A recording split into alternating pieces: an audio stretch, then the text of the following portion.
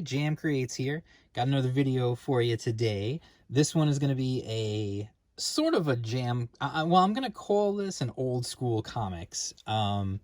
Even though it technically is not a comic, it is a magazine. But I thought this was something that people might get a kick out of taking a look at if they've never seen it, or maybe if they did years ago, they'll get a kick out of seeing it again.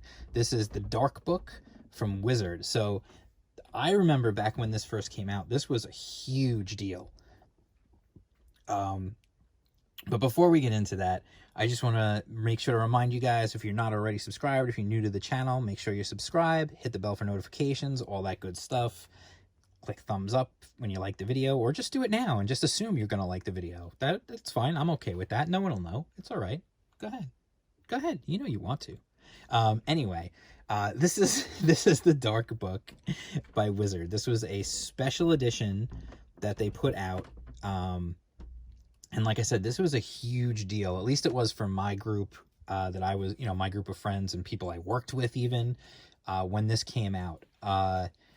Because essentially what this was is it was a book all about comic book villains from every company.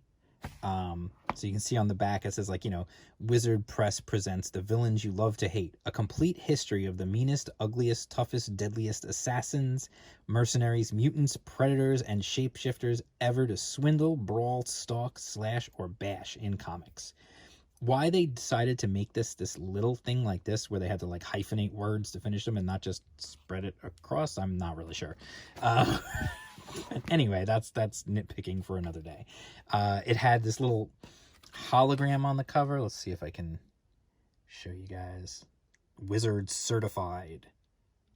I'm not sure why it would need to be certified. You put it out, it's got your name on it. Obviously, it's made by you.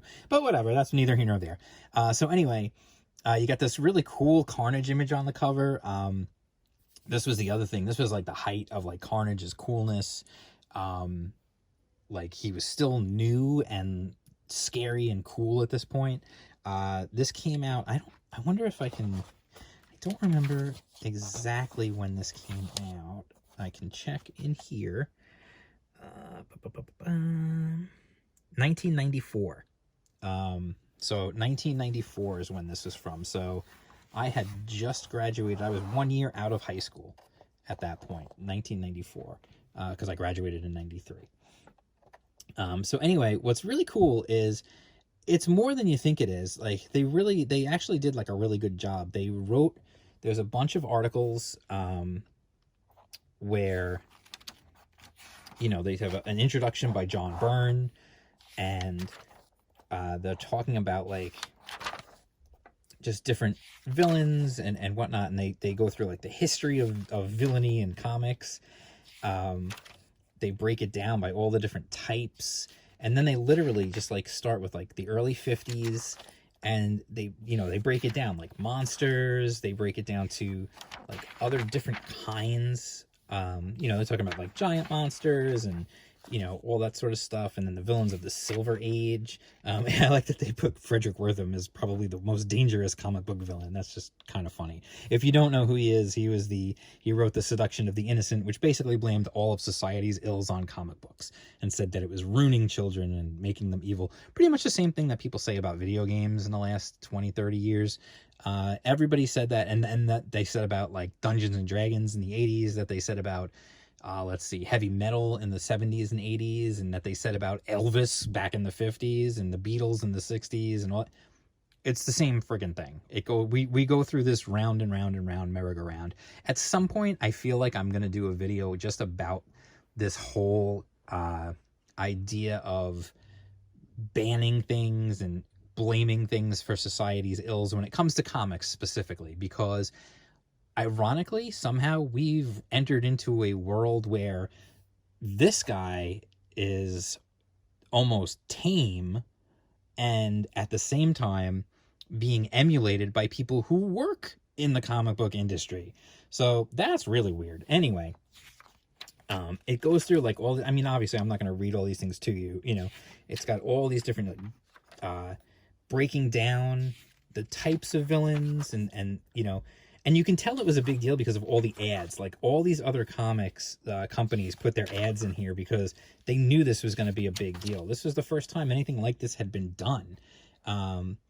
And literally, like you see here, Silver Age debuts. You've got a whole timeline of when people debuted and what comic they were in. And you know, it's crazy. Like, the year that they came out, like, they really went like whole hog into this. We're going to do a thing that goes over all the villains. We're going to talk about every kind of villain you could possibly imagine. Like, they're even talking about Archie comics and stuff. You know, they're like all sorts of things. The villains of the 70s. And then we've got this article here talking about like how to create a great supervillain. And you've got stuff from Kirby and other people. Like, it's, you know, I mean, seriously, you know, you've got some great people talking about how to create a great villain. This is the kind of thing that honestly I feel like modern comics writers might learn something from. You know, just saying. We've got ads for Defiant Comics. Whatever happened to them? The one thing that was very interesting to me was, back in the day especially, was they really made it a point in this to cover obviously Marvel and DC villains, but they also made it a point to talk about like the Valiant characters, which I thought was interesting, because at the time, it's not, you know, Valiant was okay, but it wasn't like huge or anything. You know, Stan Lee and Jack Kirby on Doctor Doom. They talk about vigilantes in comics, because they're not quite villains, but they're not quite good guys either. You know, they talk about that, which is really interesting. You know, you got Shadowhawk. I just did a video about Shadowhawk last week. Just all sorts of different, you know, types of vigilantes and stuff.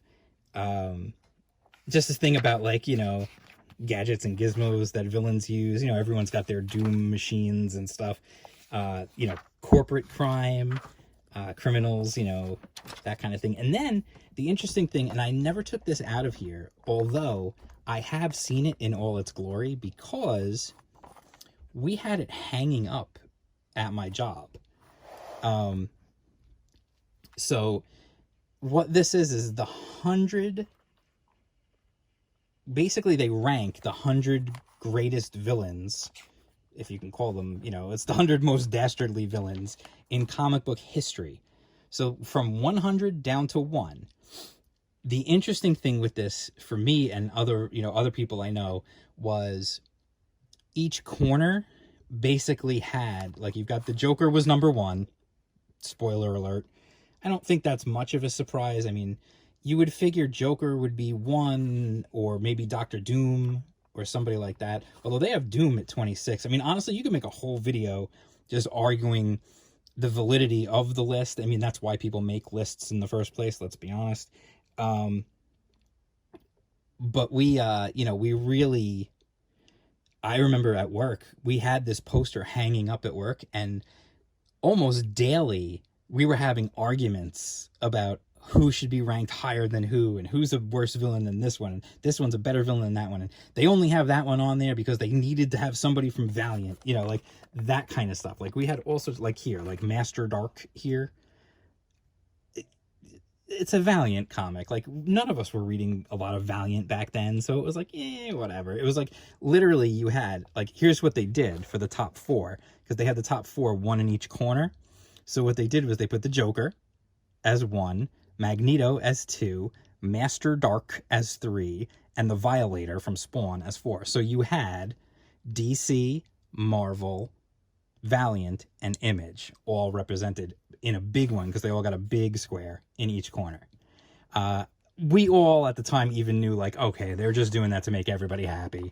Shredder at 83, that's ridiculous. He should be higher than that, because I love Shredder for no other reason. And you literally, they give you like a literal, like, every single one on there, like the copyrights and all that. And then they go, you know, more stuff about modern villains and in the 90s, and what villainy was like in the 90s. And obviously you've got Venom, and you've got Carnage, and you know, you've got all these different, you know, Doomsday, you know, obviously is a big deal, you know. And then they talk about, you know, Valiant, Ultraverse, remember Ultraverse, and then Image, you know, And then more like just more people talking like stuff about with Peter David and Dan Jurgens and just talking about villains and whatnot. And then they go into like specifically like aliens, that kind of stuff. The Super Skrull, Galactus, cosmic villains, that sort of stuff. There's a whole big thing about Magneto.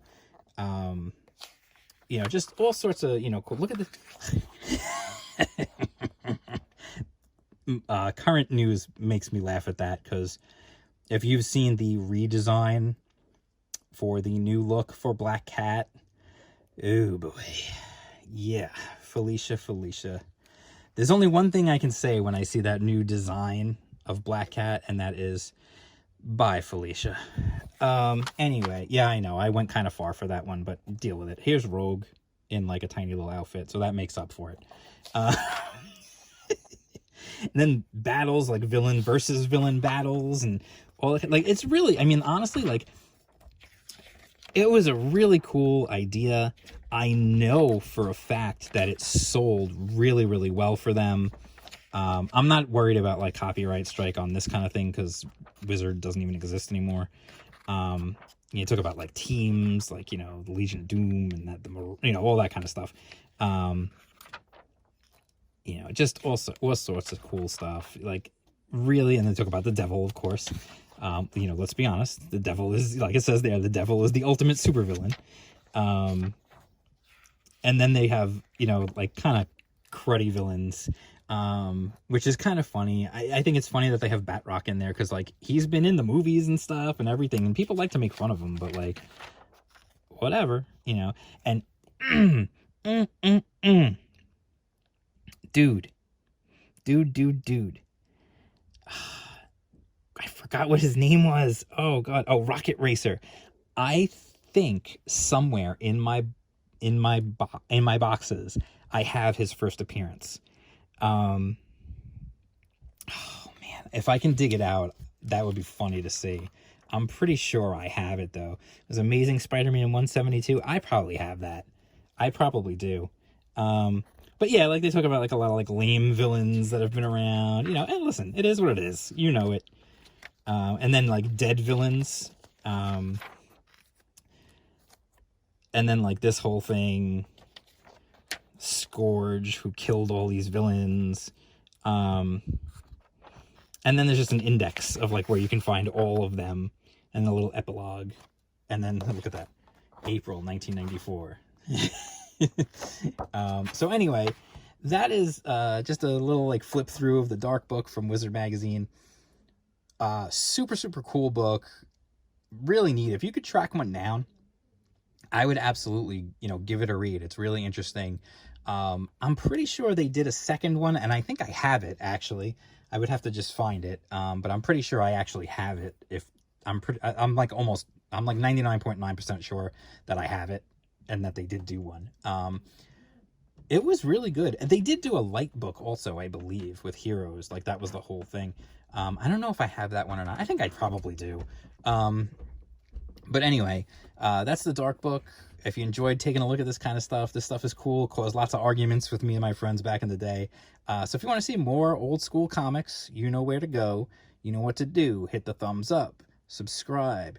Hit the bell for notifications. Let me know in the comments below if there's any old books you want to see me check out. Like, you can just name like an old indie book or something, or just name a character, and I'll see if I can pull it out of my boxes of stuff. That's basically what I do. I just go digging through my boxes, find something that looks cool, read it, and then talk to you guys about it. So don't forget to sign up for Indie Comics Underground. Don't forget to follow me on Twitter at jam_creates. Also follow me on Instagram at jam_creates. And keep tuning in to the live videos. I'm going to be doing live pop-ins as I'm working on my comic for that contest. And just continue to be cool to everybody. All right? And I'll talk to you guys soon. Peace out.